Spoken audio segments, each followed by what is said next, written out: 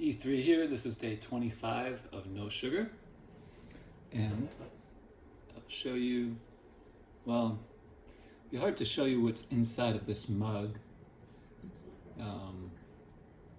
Well, actually, I think I can. So I'll show you. That is hot chocolate. So, made almond milk, fresh, and then added cacao, turkey tail mushroom powder, chaga mushroom powder, coconut oil, cacao butter, cinnamon, and stevia. So, it's something I haven't had. I don't know if I've ever had this, actually, this specific recipe. Definitely not recently, and definitely not, for a while.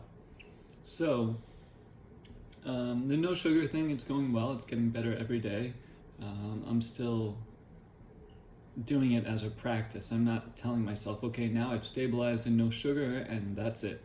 No, it's just every day. It's one of the many practices that I am doing in my life. And these videos, I don't know what they'll evolve into, but you have to have a starting point with everything. So the starting point in these videos is no sugar, and then other energies that are related to that are discussed. So yeah, this whole process of the brain tumor discovery and then the brain tumor removal surgery, and then 6 weeks of radiation and chemo, and then deciding what I will do next. It's been a good process of, well, having discipline and focus in certain areas and flexibility as well, because what's the whole point anyway? For me, the whole point is to stay connected to my unique vibration as much as possible, with as much love as possible. So the no sugar thing, that's just one way to help me connect with my unique vibration. And of course, it's related to the brain cancer healing, but I don't have a goal of I am going to heal this cancer.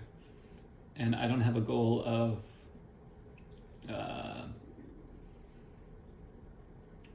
there is the goal to heal the cancer, but that's kind of the second or third or fourth step after staying connected to my unique vibration, listening to my intuition, and then trying to make as loving choices as possible.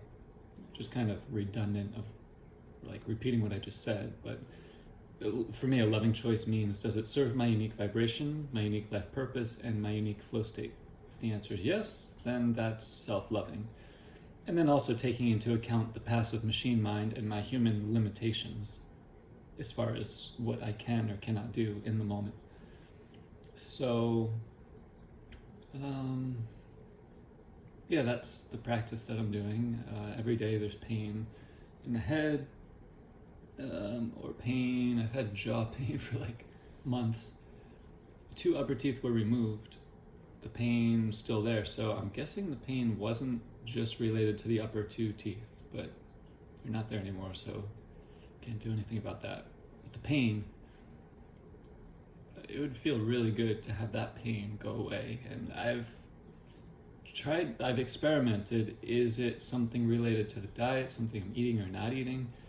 But even if I'm having literally just green juice all day long, even for several days, mostly green juice and literally 0 sugar, the pain still comes back. So I don't think it's related to what I'm eating or not eating, but that's something I'll discover. So every day there's pain. Slowly I'm doing more, walking a little bit more, doing different practices more. I'm able to meditate a little bit longer, do a little bit more breathing, but I have to be super gentle. I mean, like, to rebuild to where I was before the surgery, I don't know how many months it will take, but I'm just staying as present as possible, and if it takes however long it takes, I'm just trusting that my angel guides will help me, and that it'll all happen at perfect time, and I don't have to struggle to be safe or to restore health. That I can go at a mindful pace. Well, sometimes that might mean going a little faster, but as far as the timing of all this, I don't know how long it'll.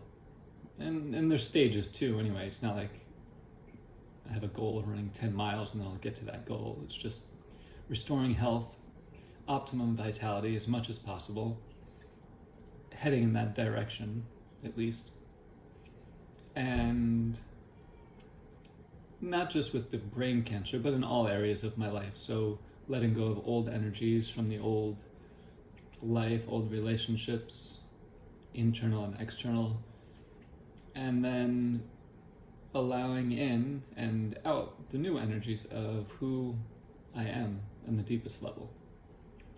So it's two things happening at once, pretty much. The old releasing, the new growing. So that's what I want to share today. This hot chocolate's really good. I've had to stay flexible because, well, there's no flexibility in the no sugar. There's no sugar. And right now it's 100% stabilized in living foods, so for me there's no flexibility in that. Unless there was an absolute reason to have cooked food. But right now, when I have control over what I eat or don't eat, it's 100% living food, 0 sugar. And as far as the details each day, I'm just trying to follow my intuition as much as possible. So pretty much, like, I told myself I was going to eat from 12 to 6, but today, what time is it?